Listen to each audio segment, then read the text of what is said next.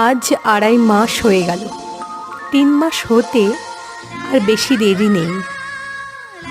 যখন আমি তার শাড়ির কথা বলেছিলাম তখন তার মুখে ছিল এক ফুটন্ত হাসি। আমি ছবিও তুলেছিলাম এই শাড়ি পরেই, কিন্তু তারপর যেটা হলো সেটা আনএক্সপেক্টেড ছিল। কিন্তু কথায় আছে যেটা হবার সেটা হবেই। আমার কাছের মানুষের শাড়ি, আমার প্রিয়জনের শাড়ি সে নিয়ে আস। তাই ভাবলাম যদি পুরনো তার বিয়ের শাড়িটিকে আমি একটু করে গুছিয়ে রাখতে পারি। কিছুই তো নেই, কাজ করতে করতে শেষ হয়ে গিয়েছিল আঠা। অনলাইন থেকে অর্ডার দিয়েছিলাম।